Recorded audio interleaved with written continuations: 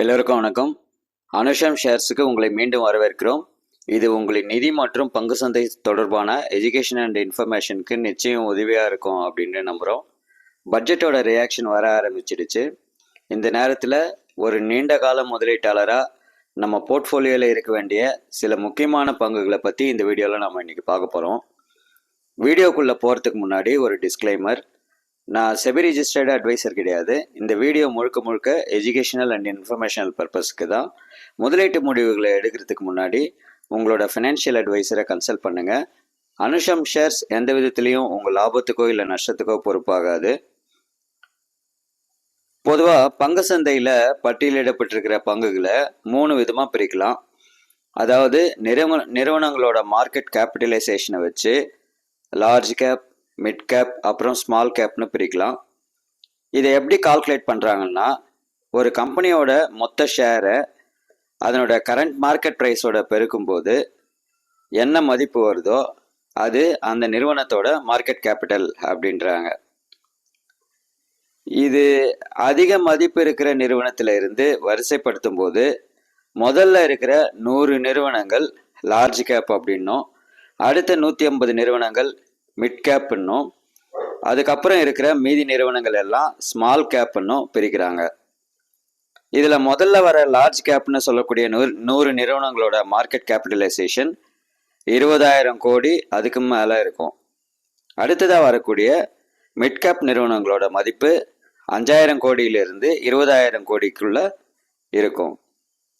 அதுக்கு அடுத்து வரக்கூடிய ஸ்மால் கேப் பங்குகளோட மார்க்கெட் கேபிட்டலைசேஷன் 5,000 கோடிக்கு கீழே அதனோட மதிப்பு இருக்கும்.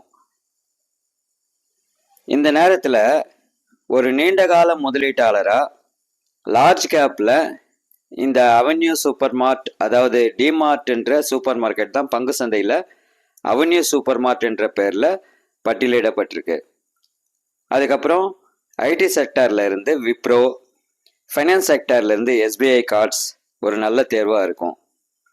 பொதுவாக நம்ம போர்ட்ஃபோலியோவில் இந்த லார்ஜ் கேப் சரியான விகிதத்தில் இருக்கும்போது அந்த போர்ட்ஃபோலியோ ஒரு நல்ல ஸ்திரமான அதிக ஏற்ற இறக்கம் இல்லாமல் இருக்கும்.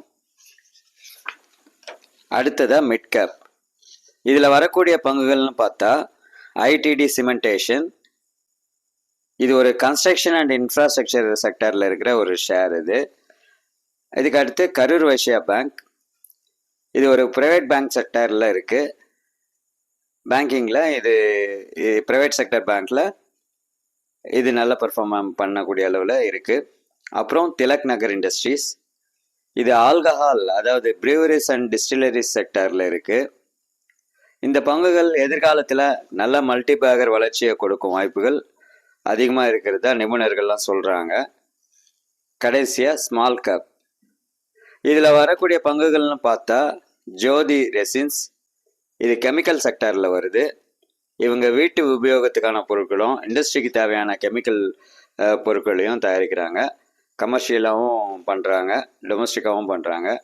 அடுத்தது பிரகாஷ் பைப்ஸ், இவங்க பிவிசி பைப்ஸ் அண்ட் ஃபிட்டிங்ஸை தயாரிக்கிறாங்க. அதே நேரத்தில் ஃப்ளெக்சிபிள் பேக்கேஜிங்லேயும் இருக்கிறாங்க. அப்புறமா வருது கடைசியாக பிக்ஸ் டிரான்ஸ்மிஷன் லிமிடெட், இவங்க ஆட்டோமொபைலுக்கு தேவையான பெல்ட் மற்றும் டிரான்ஸ்மிஷனில் உபயோகப்படுத்தக்கூடிய பொருட்களை தயாரிக்கிறாங்க. எல்லா சப்போர்ட்டிங் டூல்ஸை அதாவது சப்போர்ட்டிங் ப்ராடக்ட்ஸை ஆட்டோ ஆன்சிலரிஸ் அப்படின்னு சொல்லக்கூடிய ப்ராடக்ட்ஸை இவங்க தயாரிக்கிறாங்க. இந்த இந்த ஸ்மால் கேப்ஸு எமர்ஜிங் ஸ்மால் கேப்ஸில் இருக்கிற அந்த கம்பெனிஸை எமர்ஜிங் கம்பெனிஸ்னு சொல்லுவாங்க. அதாவது புதுசாக ஃபீல்டுக்குள்ளே அவங்க அந்த துறையில் நுழைஞ்சு அவங்களோட வளர்ச்சிக்காக பாடுபடுறவங்க அப்படின்றது தான் இதுக்கு அர்த்தம். இந்த பங்குகள் நீண்ட கால நோக்கத்தில் நம்ம வாங்கி வைக்கும்போது அது ஒரு நல்ல வளர்ச்சி அடையும் வாய்ப்புகள் இருக்கிறதா நிபுணர்களோட கருத்து இருக்குது. இதை தவிர்த்து தங்கம் மற்றும் வெள்ளிலையும் நம்ம போர்ட்ஃபோலியோவில் வச்சுக்கிறது ரொம்ப நல்லது. ஒரு நல்ல பேலன்ஸ்டு போர்ட்ஃபோலியோ உருவாக்கணும்னா இது மாதிரி வெவ்வேறு செக்டார் மற்றும் வளர்ச்சி வாய்ப்பு உள்ள பங்குகளை ஆராய்ச்சி பண்ணி முதலீடு பண்ணுறது நல்லாயிருக்கும். இது வரைக்கும் வீடியோவை தொடர்ந்து பார்த்த நண்பர்கள் அனைவருக்கும் மிக்க நன்றி. இந்த வீடியோ உங்களுக்கு பிடிச்சிருந்ததுன்னா ஒரு லைக் பண்ணுங்கள். மேலும் இது போன்ற மார்க்கெட் இன்சைட்ஸுக்கு அனுஷம் ஷேர்ஸை சப்ஸ்கிரைப் பண்ணிக்கோங்க. உங்களோட கருத்துக்களை கமெண்ட்டில் ஷேர் பண்ணுங்கள். நாம் அடுத்த வீடியோவில் பார்க்கலாம். பை.